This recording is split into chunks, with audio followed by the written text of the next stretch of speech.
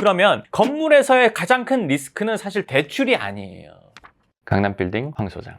반갑습니다. 영구명부동산연구소 황 소장입니다. 오늘은 건물을 살 때 리스크, 가장 큰 리스크가 무엇인지, 강남빌딩의 가장 큰 리스크와 그 리스크를 해결하는 방법을 얘기해 드릴 거예요. 어떤 게 제일 리스크가 높을까? 건물을 삼에 있어서. 안 좋은 건물을 산다는 건 아무래도 임대가 안 나가는 건물. 대출은? 대출도 되게 어려운 부분이겠네요. 대출이자, 그러니까 공실에 기인하는 거죠. 공실이 있으면 대출이자를 못 내고 그 대출이자가 감당이 안 되면 정말 잘못될 수 있고 가격이 떨어질 수 있고 이런 것들이에요. 그러면 어제 상담을 하면서 그 상담 오신 분이 걱정했던 부분, 강남에 건물을 사면서 내가 대출을 70억, 뭐 100몇십억, 뭐 200억, 300억 이렇게 대출하는 거 부담이 되죠. 지금까지 거래해 본 거라고는 집값밖에 없었어요. 집도 뭐 지방에 있는지 서울인지 서울의 핵심지인지에 따라서 뭐 1, 20억에서 뭐 5, 60억, 7, 80억 뭐 이 정도 가는 건데 건물을 사려고 하니까 미니멈 지금 강남에서 100억 정도 되고 내지는 좀 더 괜찮은 걸 사려고 하니까 그거보다 점점 가격이 높아져서 몇백억까지 가고, 그러면 100억만 하더라도 70% 대출했을 때 70억이고 200억짜리 사면은 뭐 140억 뭐 이런 금액을 대출한다는 거를 생각하면 마음이 엄청 이게 쪼여옵니다. 부담이 확 큰 벽이 막 넘어질 것 같은, 그냥 얇은데 높은 벽 앞에 서 있는 느낌? 이거 넘어지면 그냥 난 죽을 것 같고 막 이런 느낌을 받게 되죠. 그리고 실제로 대출이자가 감당이 안 되면 건물 경매, 그리고 거기서도 안 되면 내 집도 문제가 생길 수 있으니까요. 그러니까 대출 비율에 대해서 리스크를 크게 생각하는 분들이 많이 있습니다. 70억에 대한 대출이자 5%만 잡으면 1년에 3억 5천이고 한 달에 뭐 2천 뭐 한 900, 뭐 2천만 원 후반대가 되겠죠. 그 금액 내지는 대출을 더했을 때 훨씬 더 많은 뭐 수천만 원 아니면 몇 억씩의 대출 이자를 내게 되는데, 공실이면 잘못되고 어쩌고 그럼 대출 비율 이거를 70% 하냐, 80% 하냐, 아니면 60%냐, 50%냐, 아니면 훨씬 더 적게 하냐, 이거에 대해서 불안감을 느끼는 분들이 많습니다. 그런데 소장님께서 늘 말씀하셨듯이 좋은 건물은 살려면은 부채를 잘 활용해야 한다고 하셨잖아요. 물론 맞죠. 근데 자 그러면 이 대출 비율을 적게 하면 리스크가 줄어들고 대출 비율이 높으면 리스크가 높아지는 걸까요? 이건 그렇지 않습니다. 자, 리스크라는 거는요, 내가 얘를 감당할 수 있냐 없냐잖아요. 근데 건물이라는 거는 사실 나랑 별개로 봐야 됩니다. 지 혼자 지가 알아서 돼야 되는 거예요.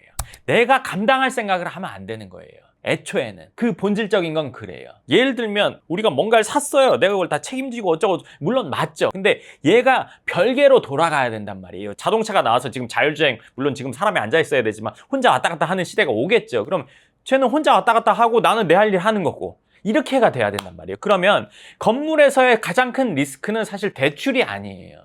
얘가 어떤 건물인지 얘 자리가 제일 큰 거예요. 예를 들어서 테헤란도 대로변에 있어요. 대출 80% 하면 잘못돼요? 90% 하면 잘못돼요?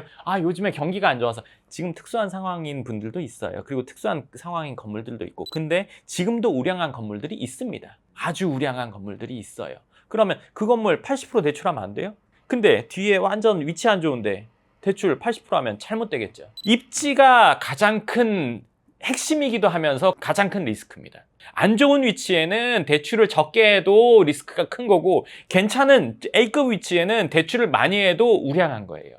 물론 세계 정세, 뭐 경기 어쩌고저쩌고 할 수 있어요. 그러면 그때는 내가 책임져야 될 때도 있겠죠. 그렇죠? 아주 특수한 상황일 때는 그럴 때도 있겠죠. 근데 평상시에는요, 그거에서 좌지우지 되지가 않습니다. 그리고 또 하나, 경기가 아무리 안 좋다고 해도 지금 임대가 문제가 없는 곳들이 있습니다. 예를 들어 강남역 사거리에 있는 테헤란로에 있는 그러면 그렇게 수천억짜리만 확실한 거야? 아니죠. 1, 200억대, 2, 300억대 금액대마다 확실한 것들은 있죠. 예를 들면 소형차, 중형차, 준중형, 대형 이런 차 중에서도 그 각 그레이드에서 가장 쳐주는 차종이 있듯이 건물도 금액대마다 괜찮은 위치라는 건 있는 거예요. 그러면 내가 그런 위치에 사면서 대출을 많이 한다? 상관이 없어요. 아닌 위치에서 대출을 조금 한다? 이게 잘못됐죠. 근데 그런 자리에다가 많이 대출했다? 그건 많이 잘못되는 거죠. 그렇기 때문에 우리가 건물을 볼 때 대출 비율이니 세계 정세니 아니면 뭐니 이거보다 입지가 첫 번째예요. 이게 확실하면 100% 대출한다면 전 그렇게 하겠어요. 90%? 하죠. 아닌 위치는 그냥 안 하는 거지, 얼마에 해주니까 한다, 내지는 대출이 적으니까 한다, 이런 기준으로 보면 안 됩니다. 내가 건물을 사기 전인데 대출 비율 갖고 고민이 된다? 버리세요. 그럼 매물의 입지부터 보고 나서 그 다음에 대출 상담을 받아봐야 되는 거겠네요.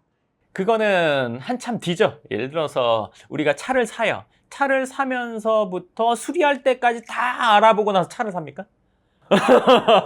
어디 공업사가 잘하는지 일단 다 알아봐. 어디가 좀 싸게 해줘. 누가 뭐 잘 고쳐. 이거부터 알아보고 삽니까? 사고 타다 보니까 문제가 생기면 이렇게 되는 거잖아요. 건물을 알아볼 때는 대출 이거 비율 내가 얼마 있으니까 얼마짜리 살 수 있다. 요 기준 가지고 건물을 찾아보는 겁니다. 그리고 괜찮다? 여기에는 대출 얼마 할 수 있다 없다. 이 정도 해도 나는 진짜 갖고 싶다. 이런 것들을 찾는 게 우리가 건물을 보는 첫 번째 단계라고 보시면 좋을 것 같습니다. 나머지 것은 그 뒤입니다. 사람이 머릿속에 여러 가지가 있으면 수학 공부하면서 국어 그 3단원에 사회가 수학할 때 수학만 집중적으로 하고 그 다음 넘어가고 그 다음 넘어가야 되잖아요. 그쵸? 근데 동시에 머릿속에 있으면 이게 진행이 안 됩니다. 그 대출을 하고서도 갖고 싶은 거를 사는 게 우리가 건물 할 때 제일 중요한 단계라고 생각하시면 좋을 것 같습니다. 강남빌딩 황 소장. 그렇기 때문에 강남빌딩을 살 때 가장 큰 리스크를 없애는 방법은 확실한 입지를 찾는 것으로 해결이 되는 겁니다. 그러려면은 본인이 안목을 먼저 좀 많이 키워야겠네요. 그쵸? 그 안목을 높이는 거 그리고 발품을 파는 단계나 방법이나 과정 이거에 대해서는 다음 영상에서 다시 설명해 드리도록 하겠습니다. 그럼 오늘 영상 여기까지 하도록 하고요. 네, 그리고 다음 영상에서는 좀 더 실질적인 얘기를 이어가 보도록 하겠습니다. 감사합니다.